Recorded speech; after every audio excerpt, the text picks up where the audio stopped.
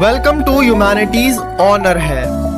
Please like, share and subscribe. Welcome back everybody. आज हम chapter number 3 how the state government works start करने वाले हैं। India में गवर्नमेंट 3 लेवल्स पर डिवाइडेड है।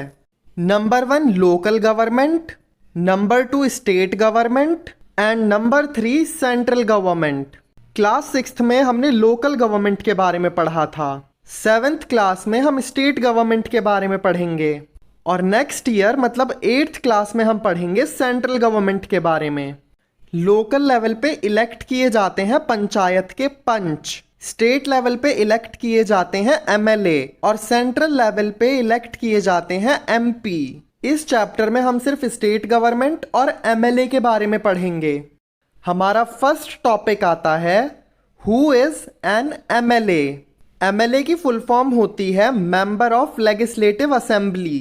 तो इसका सिंपल सा मतलब है कि जो लोग लेजिस्लेटिव असेंबली के मेंबर हैं उन्हें एमएलए कहा जाता है।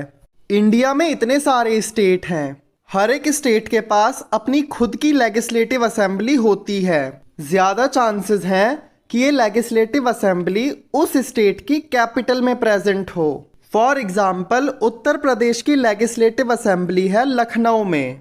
इलेक्शंस करवाने के लिए हर एक स्टेट को डिवाइड किया जाता है कॉन्स्टिट्यूएंसीज में। सपोज करो कि ये एक स्टेट है, इलेक्शंस को स्मूथली करवाने के लिए इस स्टेट को डिवाइड कर दिया गया कॉन्स्टिट्यूएंसीज में। कॉन्स्टिट्यूएंसी ऐसे पॉलिटिकल एरियाज होते हैं जो इलेक्शंस को स्मूथली कंडक्ट करवाने के लिए बनाए गए हैं। एक कॉन्स्टिट्यूएंसी में जितने भी वोटर्स आते हैं वो वोट डालकर अपनी कॉन्स्टिट्यूएंसी से एक रिप्रेजेंटेटिव चूज करते हैं, जैसे एमएलए या फिर एमपी। फॉर एग्जाम्पल इस कॉन्स्टिट्यूएंसी में ये 3 पॉलिटिकल पार्टी इलेक्शंस लड़ रही हैं। इस कॉन्स्टिट्यूएंसी में जितने भी वोटर्स होंगे वो वोट डालकर इन तीनों में से किसी एक को अपनी कॉन्स्टिट्यूएंसी का रिप्रेजेंटेटिव बनाएंगे। सपोज करो कि एक स्टेट है जिसके अंदर 10 कॉन्स्टिट्यूएंसीज हैं और ये 3 पॉलिटिकल पार्टीज इस स्टेट में इलेक्शन लड़ रही हैं। इलेक्शंस होने के बाद पता चलता है कि ए पार्टी 6 कॉन्स्टिट्यूएंसी में जीत चुकी है, बी जीती है 3 कॉन्स्टिट्यूएंसी में और सी जीती है 1 कॉन्स्टिट्यूएंसी में। इसका सिंपल सा मतलब है कि ए पार्टी के 6 एमएलए बने हैं, बी पार्टी के 3 एमएलए बने हैं और सी पार्टी का सिर्फ 1 एमएलए बना है। जो पॉलिटिकल पार्टी आधे से ज्यादा कॉन्स्टिट्यूएंसीज में जीत गई हो उसे मेजॉरिटी गवर्नमेंट कहा जाता है।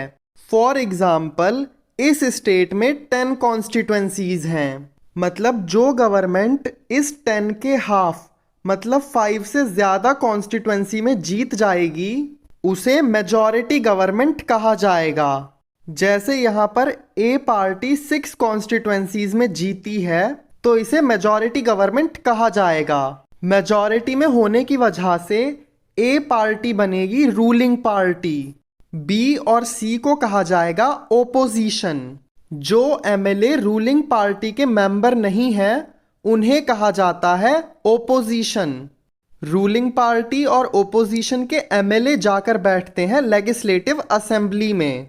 लेजिस्लेटिव असेंबली में सभी एमएलए मिलकर काफी सारी चीजों के ऊपर डिस्कशन करते हैं, एक दूसरे से क्वेश्चंस पूछते हैं, एक दूसरे को सजेशंस देते हैं।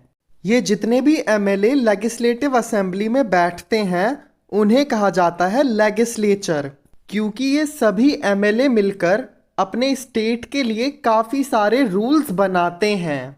तो अभी हमने जो एग्जाम्पल लिया था उसमें ए बनी थी रूलिंग पार्टी।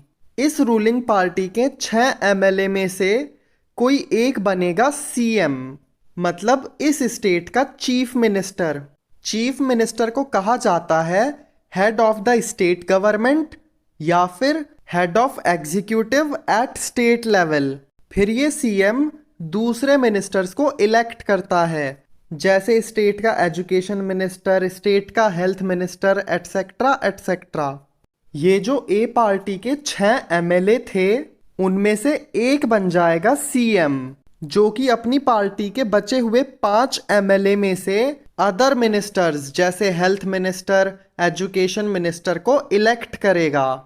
ये सब चीजें डिसाइड होने के बाद उस स्टेट का गवर्नर सीएम और अदर मिनिस्टर्स को अपॉइंट करता है। ये जो सीएम और अदर मिनिस्टर्स हैं, ये लेजिस्लेचर और एग्जीक्यूटिव दोनों का पार्ट हैं।